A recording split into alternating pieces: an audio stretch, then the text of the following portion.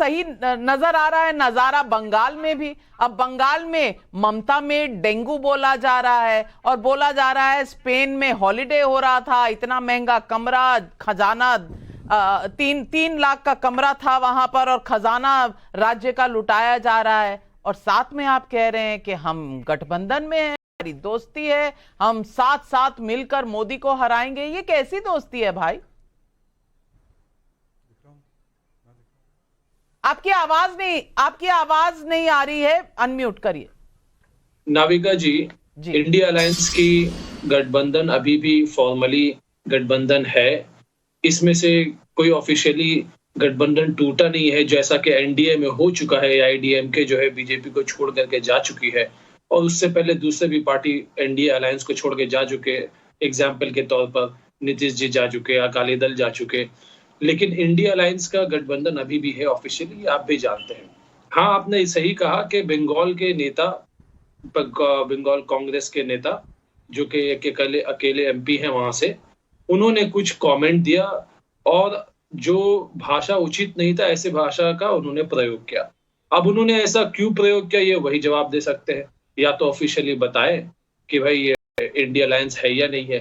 अब वो कांग्रेस की स्थिति क्या है, 294 सीट की जो असेंबली है बंगाल में, उसमें 215 से लगभग सीट तृणमूल की है और कांग्रेस उसमें 0 है।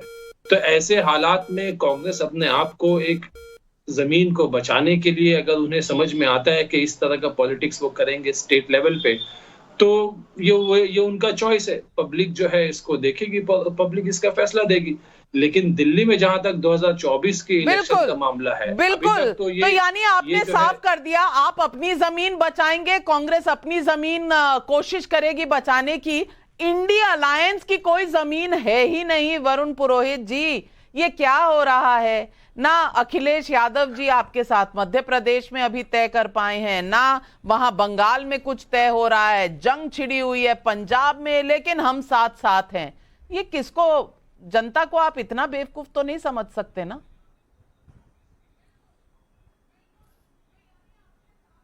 नाविका जी, देश की राजनीतिक व्यवस्था जो है चुनावी लोकतंत्र की आजादी के बाद से सबसे असफल सरकार, भारत जोड़ो यात्रा राहुल गांधी की, कर्नाटक में कांग्रेस की प्रचंड जीत, फिर इंडिया अलायंस का बनना, फिर उपचुनाव अभी जो घोषिका हुआ उत्तर प्रदेश का वो अपोजिशन का जीतना, उसके बाद से एक माहौल, बहुत बढ़िया माहौल बना हुआ है विपक्ष के पक्ष में।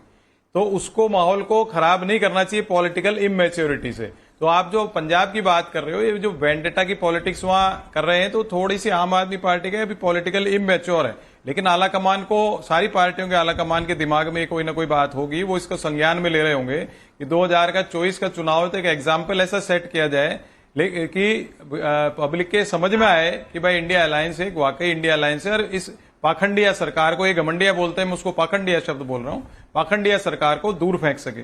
देखिए, जहां तक बंगाल कांग्रेस वर्ड की बात है नाविका जी, कांग्रेस शब्द इतना ब्रॉड है और इतना व्यापक है कि आज भाजपा भी कांग्रेस युक्त है, तृणमूल के उनको ममता बनर्जी भी इंडियन यूथ कांग्रेस की महामंत्री कांग्रेस शब्द का उपयोग करती है, वाईएसआर भी कांग्रेस का उपयोग करते हैं, शरद पवार भी कांग्रेस का उपयोग करते हैं। तो पूरे देश में एक व्यापक जो शब्द है, जो जनता के दिल में, जहन में है, वो कांग्रेस शब्द है। अब जब से कांग्रेस का सेंट्रल सिस्टम दुरुस्त होता जा रहा है, मजबूत होता जा रहा है, कांग्रेस अपने उभार पे है, तो क्षेत्रीय पार्टियां जो हमारे इंडिया अलायंस में, उनको भी ये सोचना है कि किस प्रकार से, अभी आपने अखिलेश जी की बात बताई, वो भी एनालिसिस कर रहे हैं कि भाई यूपी के बाहर कहां सीट उनको मिल सकती है, नहीं मिल सकती है। तो पॉलिटिकल लेकिन आपके लिए जगह छोड़ी नहीं थी, उत्तराखंड में उन्होंने जगह छोड़ी नहीं थी आपके लिए। लेकिन सुधांशु त्रिवेदी जी, तू डाल डाल में पात पात, वरुण जी से हमने पूछा बंगाल तो बता रहे हैं पंजाब पूछा कि वहां बाजवा जी कह रहे हैं हमारे से बिना पूछे कोई गठबंधन नहीं होगा, हम तो 13 की 13 सीटें जीतेंगे,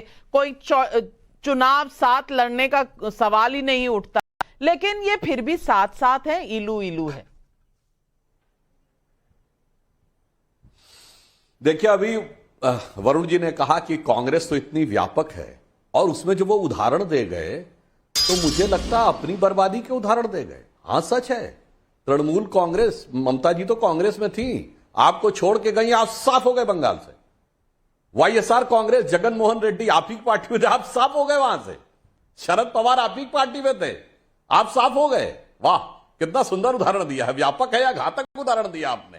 यानी आज स्थिति क्या है, कांग्रेस पवार, कांग्रेस वाईएसआर, कांग्रेस तृणमूल कांग्रेस, और इससे पहले भी आपके तो कितने रह चुके हैं, अर्जुन सिंह कांग्रेस, सॉरी तिवारी कांग्रेस जिसमें अर्जुन सिंह जी थे और तिवारी जी छोड़ के चले गए थे। फिर याद करिए कांग्रेस ओ, कांग्रेस देवराज अरस, कांग्रेस जगजीवन राम, उस समय याद करिए जिस समय बड़े बड़े नेता गए थे। और आज की कांग्रेस भी आज अपने को इंडियन नेशनल कांग्रेस लगी है, वरना 1979 में यह कांग्रेस आई, यानी इंदिरा कांग्रेस के रूप में आई थी। तो मान्यवर आज आपकी स्थिति यह है कि Trinamool Congress, Congress YSR, Congress Sharad Pawar, Congress O, Congress S, Congress U, Congress मैं, कांग्रेस तू, कांग्रेस आई, कांग्रेस गई आपके चक्कर में भाई। आप इस बात को समझ नहीं पा रहे हैं। और देखिए हमारे तृणमूल कांग्रेस के जो समर्थक हैं उनकी दृष्टि से मैं कहना चाहूंगा, एक जमाना था जब कलकत्ता भारत में सबसे अधिक उद्योग का प्रधान होता था और सब लोग जॉब की सर्च में, इन्वेस्टमेंट की सर्च में कोलकाता जाया करते थे। उत्तर भारत के ग्रामीण क्षेत्रों में एक गाने की पंक्ति होती थी कि झुलनी ने मारा धक्का बलम कलकत्ता पहुंच गए रे, यानी सबका डायरेक्शन कलकत्ता होता था। और जब से ये कम्युनिस्टों का शासन आया, पहले कांग्रेस फिर कम्युनिस्ट और उसके बाद तृणमूल कांग्रेस, आज हालत यह है, तौसीफ खान साहब मुलाहिजा फरमाइएगा कि कोलंबस आया था भारत में व्यापार को खोजने के लिए, आज भारत में कोई इन्वेस्टर नहीं मिल रहा है। हां, एक ही इन्वेस्टर है 10,000 करोड़ रुपए का जिन्होंने इन्वेस्ट किया, वो अडानी ग्रुप ने। अब कोलंबस के देश में कलकत्ता वाली बुआ जी पहुंच गई हैं कि शायद कोई इन्वेस्टमेंट मिल जाए। मुझे लगता है हालात हाजरा का ऐसा सितम बहुत देखने को नहीं मिला होगा, क्या कहा जाए। और आपने कहा अधीर रंजन चौधरी जी एक सांसद है, एक नेता, मान्यवर एक नेता नहीं है, कांग्रेस के अध्यक्ष रह चुके हैं बंगाल में और आज की डेट में वो नेता प्रतिपक्ष हैं कांग्रेस पार्टी के।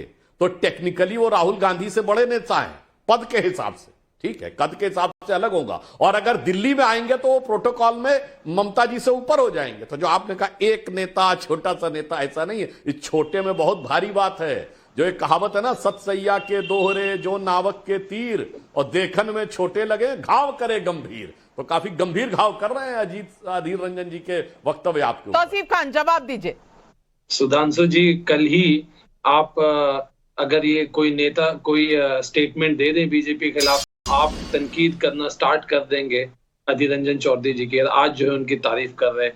और दूसरी बात, आपने सही कहा कि प्रधानमंत्री नरेंद्र मोदी के राज में सिर्फ कुछ ही बिजनेस फैमिली जो कि गुजरात से आती है उनका फायदा हुआ है। और यही वजह है कि देश में परिवर्तन की जरूरत है। 2024 में एक इंडिया अलायंस का गवर्नमेंट जब कमाल है, लेकिन तो देश का उसी बिजनेस फैमिली को आप भी बंगाल में बुलाते हैं। कमाल है, एलर्जी भी उन्हीं से, चाहे वो बंगाल हो, एलर्जी भी उन्हीं से, निवेश भी उन्हीं से चाहिए। लेकिन